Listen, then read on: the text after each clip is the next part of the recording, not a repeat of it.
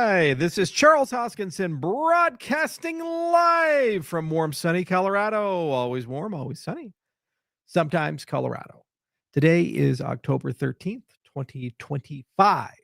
Going to make a video, talk a little bit about a topic that has been near and dear to my heart and mind for a while now. And it's getting worse and worse. And so I'd like to kind of talk you through it. It's going to be a little bit of a whiteboard video as well. And we can talk a little bit about why blockchain matters and how it can be somewhat of a solution to a broader macro problem.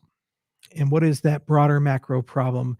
The broader macro problem is that the internet is dying.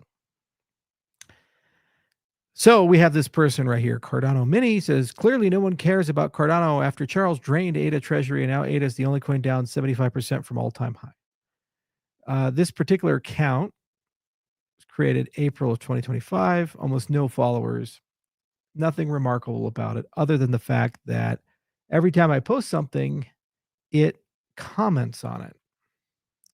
And this is not remarkable. In fact, it's a bot.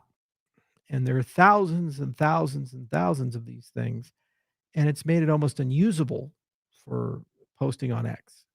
Actually, if you click over here, I asked a very simple question. How many bots are on X? Current studies estimate that a significant proportion of X accounts are bots, but the exact percentage remains debated. Credible 2025 research suggests that between 45% to 64% of total accounts may be automated or bot-like, with figures peaking even higher during certain global events. That means out of 660 million total accounts on X, estimates from AI-driven analysis peg the bot-like presence roughly between 300 million to 420 million accounts as of late 2025. So basically, the humans are being pushed out and bots are coming in, and the problem is getting worse and worse and worse and worse and worse. In fact, lovely guys over at Kyrgyzstan made a wonderful video here October 7th that says AI slop is destroying the internet. And they lamented over the fact that it takes them weeks to months to make a video. And now we have tons of videos being made by AI generated content. You can see a lot in the Warhammer 40K community, these lore videos that are coming up. And they're just AI narrated, AI generated, and they pump one out basically every day. And they're about 85% good, 15% made up or bad. Boy. So how do we get out of this? What's going on here? So let's go to the whiteboard. Let's talk a little bit about it. Okay, share screen. Window. Wah. There we go. Okay. So basically, you have this situation that with AI advancing, so as the AI capabilities go up, we have a situation where the number of bots on the internet is going up, and we're getting precariously close to 100%. And so lots and lots and lots of bots over time on the internet. In fact, the majority of internet users today are bots. So this is not going to stop. It's not going to get better. And AI through Gen AI, what Gen AI is creating is it's creating slop. So basically, every picture you see, every video you see, every text comment you see, there is a better than 50% probability that that was influenced or generated by AI. And over the next 5 years, the slop will get so bad that there's going to be a better than 75% chance that what you see is a bot. Case in point, this is another one. And it's been pre-programmed. Every single time I make a video, there's a collection of these bots. They change the name profiles because they get banned over time that come on in and they try to drain the entire discourse. So what does that mean? It means that we are no longer interacting with humans. And so let's say we have Alice. She goes online and wants to engage with some sort of event or story. and she's looking for Bob to talk to Bob. The probability that it's actually Bob and not Robo Bob is going to approach zero by 2030. So effectively, the internet has become dead. There's nothing living on it. My generation was the last generation to have grown up in a predominantly human experience where every person you talked to, everything you did was all human. And this next generation, they're going to be used to never seeing actual Bob. It's always just Robo Bob, Rob Bob, robotic Bob. So, why is this relevant to the cryptocurrency space? Well, the cryptocurrency space, we came up with a concept called DIDs, decentralized identifiers. Okay.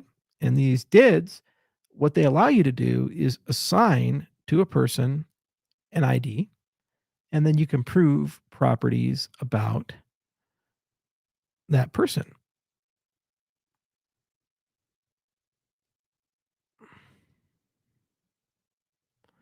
For example, attributes like age, address, other such things, you can verify those, but you can also verify humanity.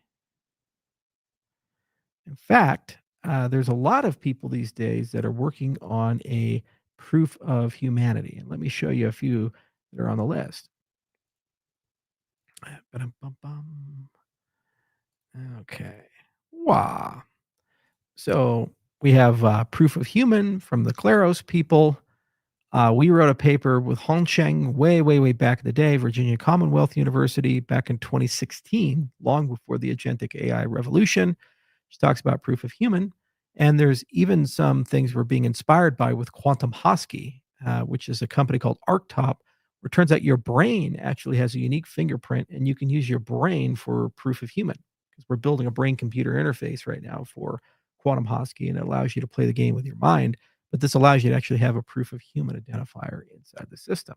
So a lot of people are working on this, and actually, if you do some literature reviews for proof of human, you'll find that there's hundreds of papers and other initiatives. But basically, there's a technique where you can issue a DID and you can verify humanity. And then, just like that, also when you look at content, you will have a marketplace for non slop, i.e., stuff made by humans, verified, made by human, a proof of humanity. So you can associate with any piece of content an NFT, and you can sign that with a verified proof of human origin. And for any DID, you can create basically a proof of human. What does this mean? It means that what's going to happen by 2030, here's my prediction.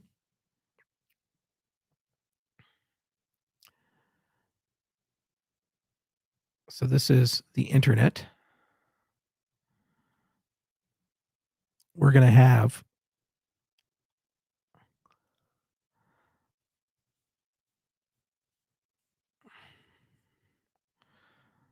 bots plus agents. We'll call this Slop land.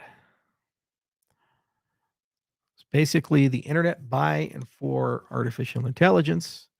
And then you'll have a different area here, and this will be human land. We're basically going to create an invitation only second internet. And that invitation only second internet will effectively be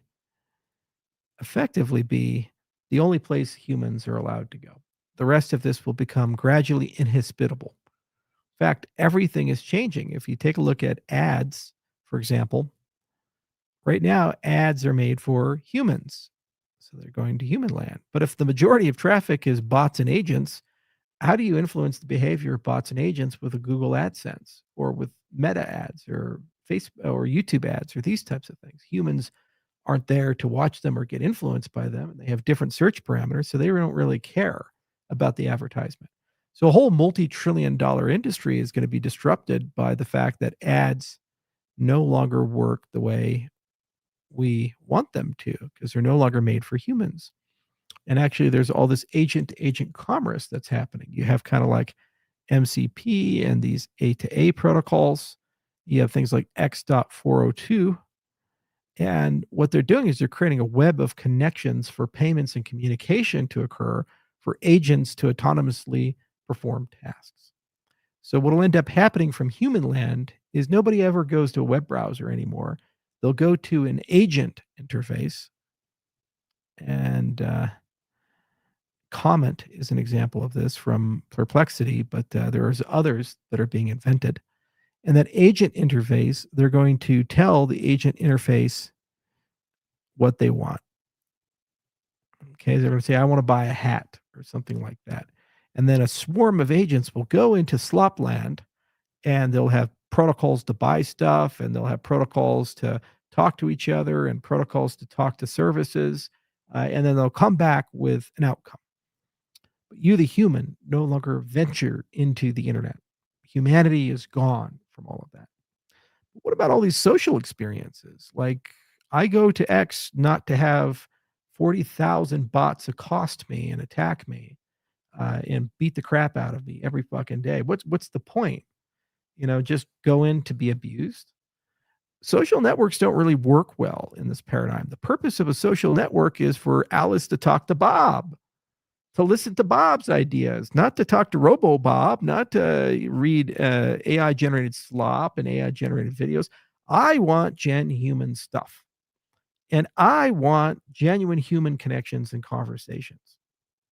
So, blockchain actually has a huge role here because it creates the ledger for humanity.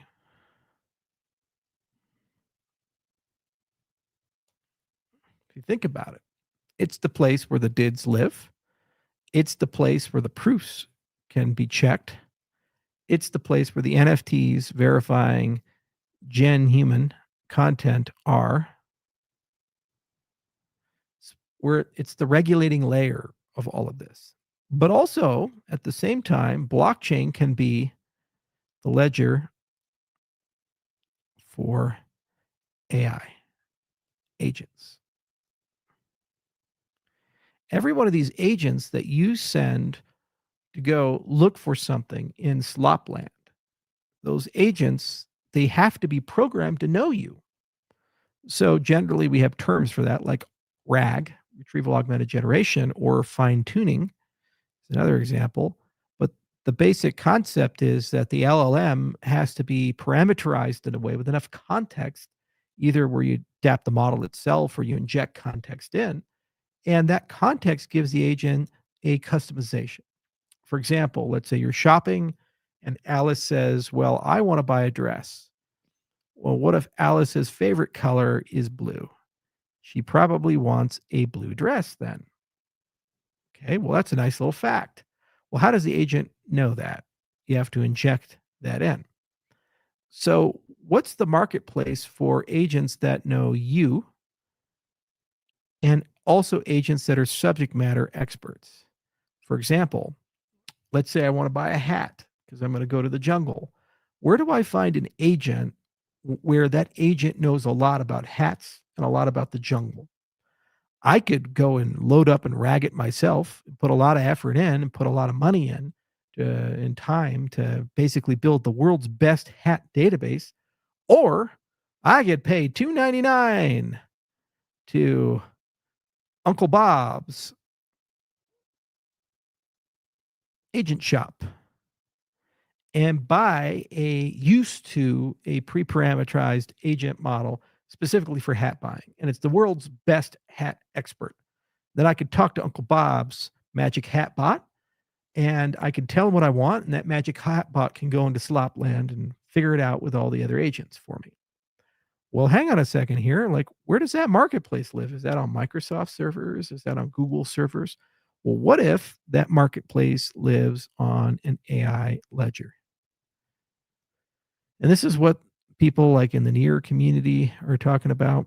This is what Patrick Tobler is talking about with his venture, and a few of these other people is basically this place where agents live, and you can buy custom agents, custom settings for them, and they're tuned for your needs.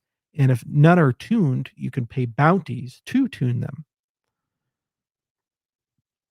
And as for this RAG stuff, the more the agent knows about you, the more effective the agent is, but also the higher the risk. Well, that's why we got Midnight. We created something where you can share without sharing. So you can keep your personal data protected. So this RAG stuff can actually be protected, but the semantical value of the RAG for the task can be ensured. So the internet's going to cleave into two, and you'll have two blockchains for the backbone of it. You'll have one to regulate the agentic relationships, commercial understandings, and parameterizations, tuning, and purchases. And this will be the next gen browser as the interface. And two, you'll have the social web, and that social web will have a humanity blockchain behind it. And that's predominantly going to be NFTs and DIDs. DIDs to identify the people with a proof of humanity, and NFTs to identify that the content you're looking at has been verified human made, verified human corrected. Then you'll have a layer of applications, and those applications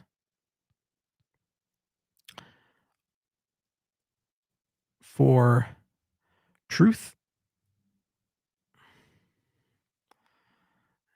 Okay. And knowledge.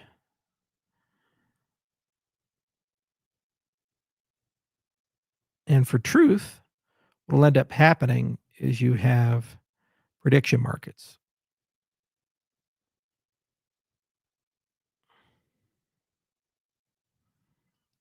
Those prediction markets, what they effectively do is they put a value on getting something right.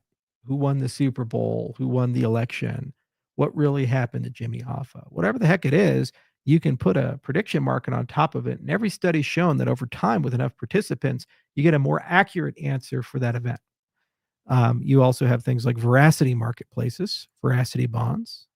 I've mentioned these before, where if something turns out not to be true, somebody loses money.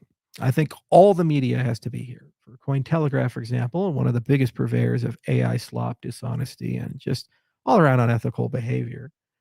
If they were willing to put $1 million veracity bond behind their stories, they'd go broke pretty quickly because every time one of their stories turns out to be inaccurate, they'd lose the money.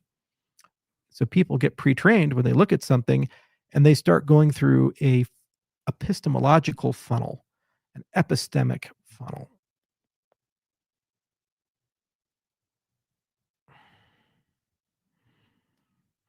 A epistemic funnel. And that epistemic funnel basically means that there's a series of tests that a person is going to run to get to a point of belief. So instead of just looking at something and believing it at face value, each one of the steps is going to have a series of checks. And some of those checks will be automated, and some of those checks will be economic, and some of those checks will be vouching based. Okay, so you're going to ask questions like, well, what is the consequence if this is wrong? Does somebody lose money or gain money?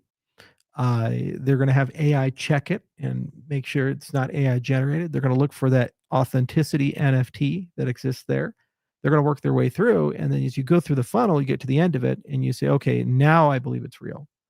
But gone is the era that I saw it with my own two eyes, and therefore it's right. Now we have an epistemic funnel.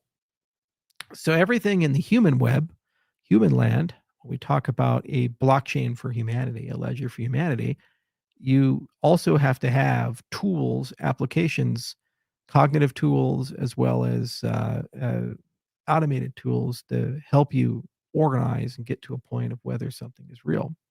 Then on the knowledge side, basically, this is what Perplexity is effectively doing, or other people like that, where you have a desire to learn something. You have a desire to acquire some idea, learn some idea /skill slash something. And how education used to work is education was prepackaged into standardized models of delivery. But that breaks a lot of the actual learning things. If you look at the best way to learn, deliberate practice is probably the best way for skill acquisition. And the way that memory formation works and learning works, prepackaged stuff is not so good. Well, what's going to happen is that you're going to have special purpose agents. So just like those SMEs can help you buy a hat, you're now going to have agents come together and you'll buy them for some amount of money and you'll adapt the skill that you want to learn, or you'll adapt the idea that you want to vet, the thing that you want to find out more about. So you'll run through an epistemic funnel. You get to a point where you want to know something, and then you'll go and say, "Hey, agent, I need to get all this sorted out." And then you pay a certain fee, goes and does a bunch of work for you, and gives you back a bespoke answer that meets your level of comfort. So there's going to be applications for truth and knowledge. There's going to be kind of a bi-ledger system, one for humanity and one for agents. The backbone of the new internet is going to be NFTs and DIDs. And it's really a question of, are you human or not? And then the vast majority of all internet commerce is already AI slop. It's already automated, and that's going to continue getting worse. And then there's going to be all these protocols that are built up. This is an area for massive disruption. People often ask me, what is the next Google? I want to go be a trillionaire. So how do I go build the next Google? It's going to be an agentic commerce company. The person who comes up with the model for how Alice is going to buy that blue dress, or I'm going to buy my hat to go to the jungle, whoever figures that out at scale for 1 billion people, they have disrupted AdSense and all advertising goes away. And whoever figures it out is going to be a multi-trillion dollar company. So maybe it's one of the incumbents or maybe it's a startup. Who knows? There are lots of money to be made in building these applications that enforce epistemic hygiene, and they enable veracity bonds, prediction markets. The idea of being able to tune learning, whatever you want to know, and actually have custom agents constructed to be a companion to help you go and have a learning space for that. That's going to be a big deal. And it's kind of an extension of a PKM system, personal knowledge management. So putting some economic agency and agents behind that. But this is where the world is going. And what this means is that all the big winners of the prior generation, the Metas, the YouTubes, the Googles, they have to adapt and change. YouTube is not very fun if every single thing on it is generated by a bot and it's hollow and vacuous. Like, what's the point of watching a concert pianist play an absolutely amazing performance of some Chopin or Liszt piece if it's just an AI generated video? There's no human skill to that. There's no shared experience with that. You're just watching AI slop. And also, social networks, they don't really make a lot of sense if 100% of your comments are basically bots. What's the point of even checking the comments section? It's either positive or negative stuff or advertising, but it has no value to me. There's no social connection or bond with any of these things to me. So these guys have to change. And the good news is blockchain is front and center for all of this. This ledger for humanity concept, this ledger for AI concept, this orchestration layer to create economic agency behind the bots. And by the way, agents are going to have to buy things as they're searching for repositories of information. The old models of content distribution where you pay a subscription. Now you're not going to have a subscriber to New York Times or a subscriber to Wall Street Journal. Instead, every article that they're looking for will have a toll price. And if you want to check out a copy of it to use it to summarize and bring back, you'll have to pay something like a penny or 2 pennies or something like that. And as agents search the web, basically they're going to have to negotiate these deals and haggle with other agents. And that's what the X.402 and these A2A protocols are about, is they create the ability to go and check out content as an object for agent consumption and use, either to train or to learn or to gain to report back to a human with a custom report. So all these things are all these things are up for grabs, and what's really cool is that when you really look at the core of it, you realize that the core thing that we're searching for is objective reality.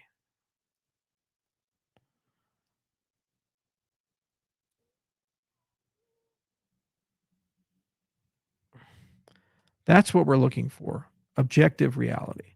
We want to know what we're looking at is the actual truth. We want to know that the knowledge we have is not adulterated or contaminated in some way.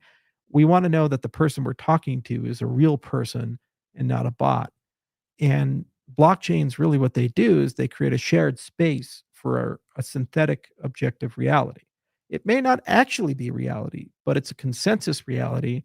And frankly speaking, most of human experience is a consensus reality. If you don't believe me, think about history. How many people watching this have a firsthand account of US Grant, a United States president who was also a great general during the Civil War? How many of you really know him? No one. Every single person that personally interacted with the Ulysses S. Grant is dead. So there's not a single person alive today that can provide a firsthand account of this person.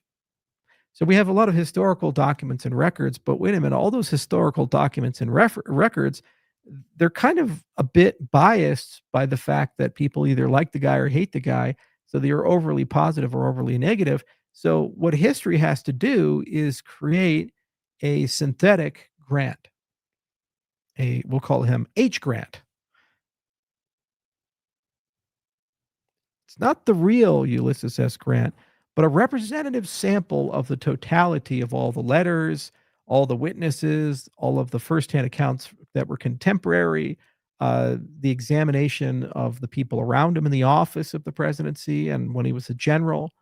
And there's a vigorous debates. For example, was U.S. Grant an alcoholic? A lot of people said yes. Some people said no.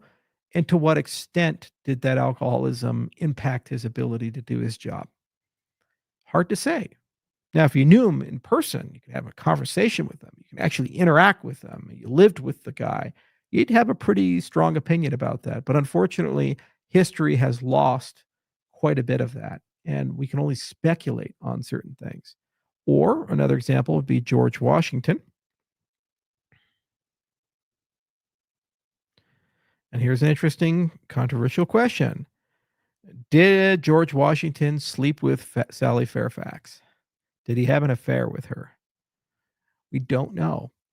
There's a lot of opinions about it, but we don't know. We really don't. The consensus is maybe not, but there's definitely some overlap and possibility that that happened. He's clearly in love with her. History has lost that. So we don't have George Washington anymore. We have H. Washington. So what history does is it turns everything before us into consensus events, which is evolving and changing based upon the revelation of new facts and knowledge. It's a living target as opposed to a static target. And objective reality, for the most part, that's for social systems the best we're going to get. But you need a place you can put those records, which is immutable, time stamped, and auditable, and a place where you can create economic agency behind getting closer and closer to objective truth for things. And that's effectively what blockchains do. And the internet is a reflection of humanity. For economic reasons, we turn the internet into a giant repository of bots and AI slop. And now we're trying to reclaim our humanity. And the value of reclaiming our humanity is in the trillions of dollars. Because at the end of the day, we're a social species. We want to talk to a human. We value humans. And the instruments to do that are NFTs and DIDs, along with cryptographic protocols. And the place where those are going to live is on blockchain technology. There's no other place for them to live. Otherwise, what will happen is one company will be able to control which humans get to use the internet. And I don't think we ought to live in that world where one company basically gets to decide your lived experience on the web. Doesn't make any sense to me.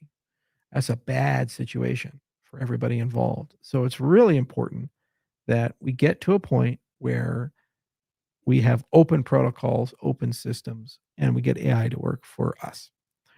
So those are just some thoughts.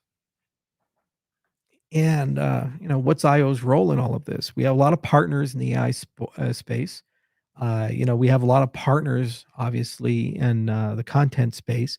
And at some point, we're going to build something with this. So after we get done with Midnight and get that out, RealFi and Quantum Hosky, probably the next thing that we go in is going to be some form of social network, decentralized social network. And we start rolling up some of these epistemic hygiene concepts, prediction markets, veracity bonds, and we go after advertising, the media, the agentic web, and we start talking about this dual ledger thing of a ledger for humans and a ledger for agents, and we pull it all together, both as a partnership as well as some internal innovation. Because, frankly speaking, my desire to interact with the internet is going down day by day. I'm getting less and less relevant content. It's getting harder to apply good epistemic hygiene to things because it's getting harder to identify if stuff's real or not real. And social networks are just not fun anymore. They're really not. They just have become this rat's nest of algorithmic toxicity. And people are not engaging with content in meaningful or reasonable ways. You can do a video, it'll be 30 minutes long. They'll take one word, one sentence, one thing inside that video, make the entire video about that, and then attack it based upon or support it based upon that comment.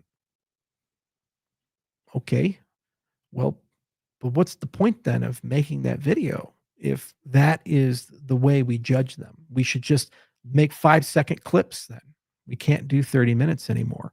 So how do you have a nuanced, detailed conversation if basically you can never get beyond 5 seconds or 10 seconds, the memory of a goldfish? It is what it is. And also, it's getting harder to know which comments are real and which comments aren't real. And that's a shame because use the internet to build relationships with millions of people across the world. And every place I go, I run into people who've met me. But I'm no longer able to meaningfully engage or meet people through these different channels. It's getting harder and harder to do that. So we have to change the approach, and we have to build channels where people know they're talking to humans. So I'm very excited to actually apply blockchain to try to solve that, DITS to try to solve that. We have the perfect interface for it. I think Lace is a great on and off ramp because it has the money there. It's built right into the browser. It'll be a great launcher for a network of that nature. We just have to get it to a certain scale. And it also allows the creation of social channels. For example, when you talk about messengers or these things, we can use perfect forward secrecy. And it's right there and it's easy to chat with people. And Lace is just about to go into mobile. So you'll have it as an app on your phone as well. So that's a good step forward is getting the right on ramp and off ramp for it, protocols in the background, and then also understanding what people can do with all these things. But this is a big challenge of our time. We're getting real stale with the internet as it is, and the internet's almost dead. And we don't want to use it anymore. It's getting exhausting, and it's not really providing the value. And a lot of Gen Zers and Gen Alphas are starting to check out. They're actually living in a neurosis because there's no objective reality that they can wrap their hands around, and there's no synthetically derived reality that they can wrap their heads around. So it's getting pretty tough. So it's just an invitation for entrepreneurs to build something new and something better. But what's really cool is once you have objectively verifiable humans with privacy, it means not only can you have objectively verifiable humans, you can verify they're a member of the group you think they are, and you verify that you're having anonymous conversations with them. So this will allow a lot of long tail communities to talk to each other. without fear of being doxxed, which is also really, really cool. Because maybe not everybody wants to reveal that they like to crochet or something like that. And they think, oh, well, that's not manly, or, no, no, I don't crochet. But, maybe a friend of mine does, and they don't want to be outed as a crochet person. So they want to join Crocheters Anonymous and have that conversation with other real crocheters. You see? And these micro long tail communities can also do micro markets as well. So pretty cool stuff. I'm pretty happy overall that we finally got to a point where we have the base technology for all of it. We just have to pull all the strings together and get it done. And blockchain is an indispensable component of all of that. Recent events where everything got liquidated, a lot of people running around say the sky's falling, blockchain's done, we can't do this anymore, we're all dead. You got to stop. You have to take a moment to ask, why are you here? And do you fundamentally understand the value proposition of cryptocurrencies and blockchain technology? Honestly speaking, if you think it's just token go up, token go down, and that's your only care, you're a useless person. You really are, because you've thrown away the future of humanity. I'd like to have an internet where everybody I talk with and deal with is a human being. I'd like to have an internet where bots and agents work for me. I don't work for them. And they're part of some goal that I have, whether to learn something or do something or buy something. And we work together on that goal. The only path I'm going to get there is with blockchain technology. That's it. There's no other way we can get there without inadvertently handing the keys to the entire internet to a small group of monopolies who will then use that against us when it's to their value and convenience. So, blockchain technology exists as a way to liberate humanity. That's worth a lot more than token go up 20%, token go down 20% in a single day. But you're stuck there because you're stuck in a dream of avarice where you believe that by participating in this economy, you're going to become a millionaire. And that millions of dollars that you make will somehow liberate you from the toils of the day to day life. You'll drive a nice car. You'll live in a great apartment or house. You'll have a beautiful wife, life-changing money. That's what you believe. Somehow, some way, you'll be a better person. You'll be healthier. You'll be smarter. You'll be more handsome. You'll be more capable. And what you'll find is that even if you somehow magically get there, it's Pyrrhic, because you don't fundamentally change as a person. And if you can't have happiness now in your current state of affairs, money won't magically make you better or happier. But you live in a capitalist society. So you've been sold this lie that happiness equals wealth, freedom equals wealth. No, it just means you're a slave in a slightly bigger room. You have to transcend all of that. And the whole reason this industry exists at its core, philosophically, is to liberate humanity's economic, political, and social systems. And for us to have real debates about governance, synthetic reality, and ultimately the nature of wealth in a modern society. That's the point of this. This is meta to all of that. And if you get there, then you realize that these ups and downs in the market really don't mean anything. What means things is, are we making progress towards that new reality? Are we pushing in that particular direction? Are we getting it done? Once you get there and you realize that, then every day is pretty happy because you feel like you have a purpose and a goal.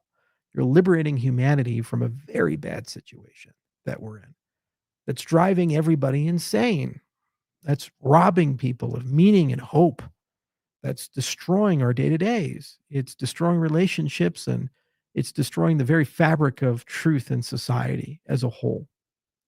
Everybody's so angry all the time. Everybody's so caustic all the time. Everybody's just existing in this perpetual state of one set of outrage to the next state of outrage. It's where the term Karen comes from. Everybody's become a Karen. They just don't know it yet. And that is because the way the economy is structured, the way our political systems are structured, and the way we're socializing with each other is bankrupt. So we need a better system. And you can either choose to just hand it all to one faith, one governance structure, one corporation, Whatever they tell you is truth and reality. Fucking deal with it. That's the way we've done it forever in humanity, and it has not been good. Or we can liberate ourselves and give it to a different structure. And blockchains are the best invention for that because they're decentralized, they're resilient, they're self evolving, and ultimately they allow you to solve all the problems of society because you can do payment systems inside of them, you can do voting systems inside of them, you can have an objective reality there. I just gave you guys a solution to AI slop. It's the single biggest problem that every content creator on the web is thinking about. It's the single biggest problem every government is thinking about right now on the internet is how do we get back to objective reality because everybody's going insane over the fact that now half or more interactions they have are artificial and it's heading to 100% by 2030. That's bad, man. And I just gave you a solution for it in a 30-minute video right there. That's what blockchain does. That's why we're here. That's why this exists. So when the markets go down a little bit, it's nice to remind people that there's a there's a floor there, and there's going up and going down. And even just asking the question, why did this mass liquidation event happen? If we had good epistemic tools and good knowledge agents, then we could create a marketplace to figure out the root cause of why did that happen. Was it a flaw in markets? Was it a flaw in centralized exchanges? Was it malicious conduct? And if so, by who? What if we could figure that out in 24 to 48 hours? What if you could buy an insurance policy collectively that whenever these black swan events happen that destroy this kind of value, you could put 1 or 2% down to put a multi-billion-dollar campaign to find out who's responsible for this and turn over all the evidence to the authorities and throw them in prison? Would you pay it? And then how many people would actually manipulate the markets if they knew there'd be a global campaign to find them after they've done that and throw them in prison? Not many. That's the power of truth marketplaces. That's the power of objective reality. That's the power of protocols. That's the power of getting rid of centralization and creating decentralization. That's the power of self-corrective mechanisms. Now, there's, of course, always going to be carnival barkers, like the Paul Barron Network just posted a 30-second clip of me talking about Jed, saying as if somehow I've lied to people when I freely said that it depegged to 50 cents.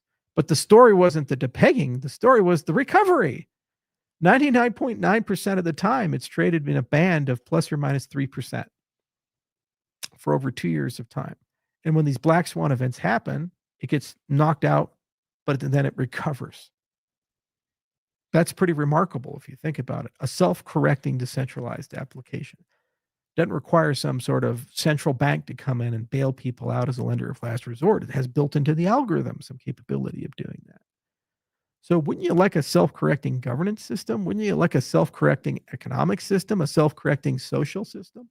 If some vast piece of misinformation comes in, the system is able to resolve it quickly. If people manipulate markets, the system is able to discover the origin and self-correct it. If people manipulate votes, you're able to discover that and be able to correct the election.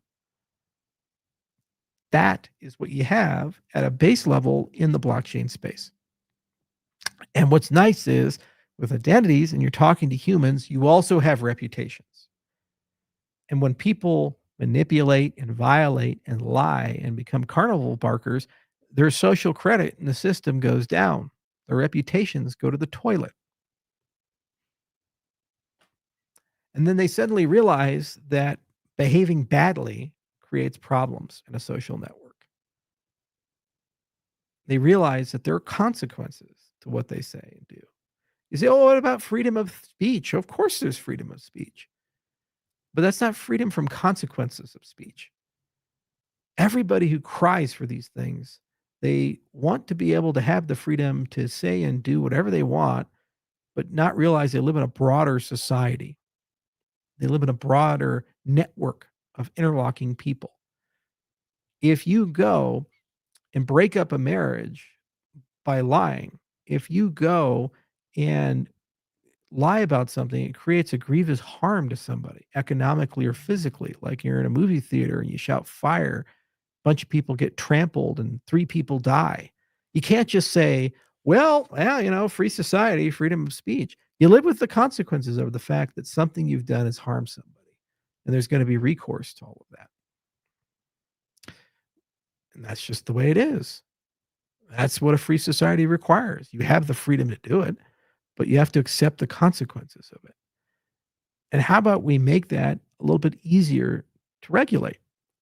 When you share information, for example, and there's an epistemic funnel and you have a proper social network, wouldn't you like the option of sharing unverified and it presents differently in the network versus sharing with your reputation on it? So think about that. New Facebook, new Twitter. You retweet something, but you retweet unverified. I just saw this. I don't know if it's real or not. I'm not vouching for it. I'm just sharing it because I want to know more about it. And I want you guys to know more about it. Turns out it's false. Okay, well, you told us up front you're not vouching for it versus sharing it and saying, I personally saw this. I'm putting my name on this. If this turns out to be false, I'm going to have a brand and reputational hit. Would you verify that more? Let's say there's a very credible organization, very credible person. They share it this way. Well, then you would look at that and say, okay, well, I think it might be more true. What if 5,000 people shared, put their reputation on it? If they keep doing that and it keeps turning out to be false, you know that they have a tendency to vouch for things that aren't true. Call it the Alex Jones effect. He's never found something he couldn't turn into a conspiracy theory.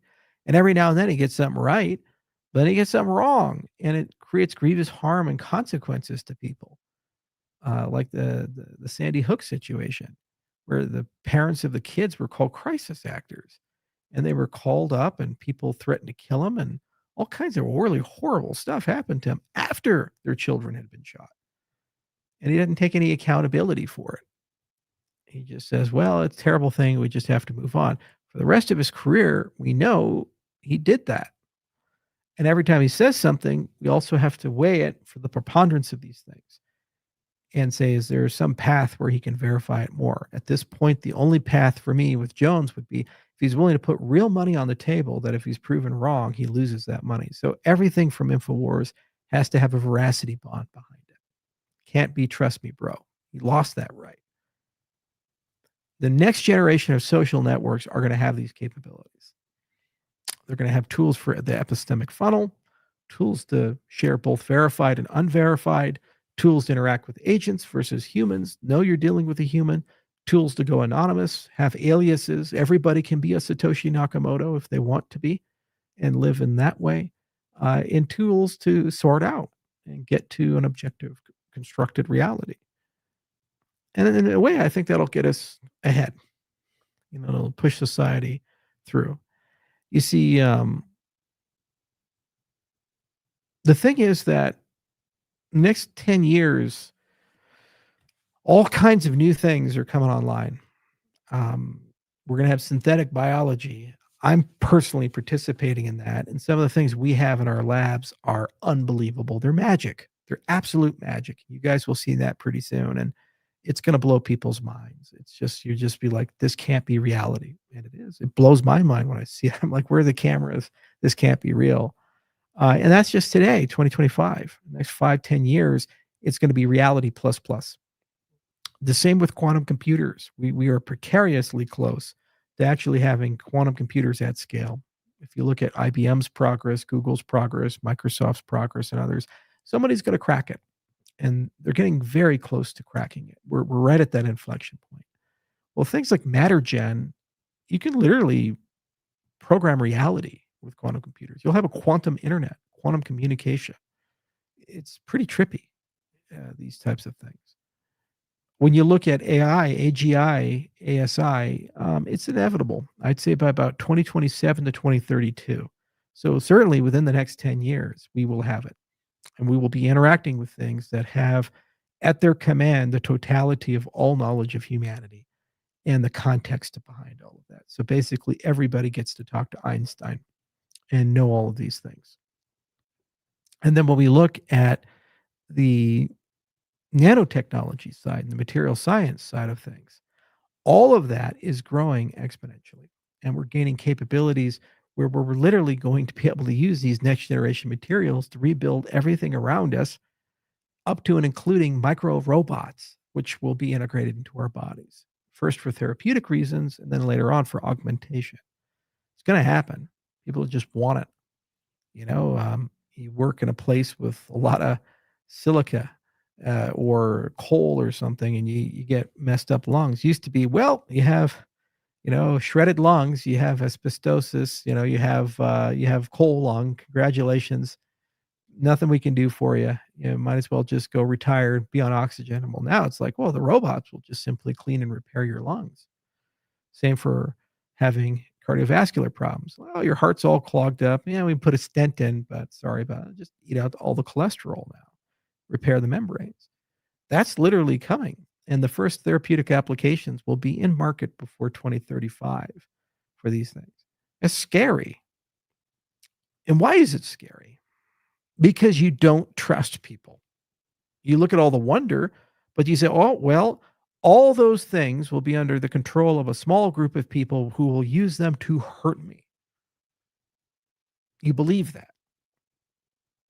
After COVID, I believe it too. Holy shit. So, how do we get out of it? Because it's going to happen. Whether you like it or not, it's going to happen. Why? Because it's going to make trillionaires. And we live in a capitalist society, and people will go and do this. They will spend unlimited hours and unlimited time to pursue these ends. They want the money. They just want it. So, yeah, I'm right 100% of the time on this one. I'm betting on people's greed. It's going to happen.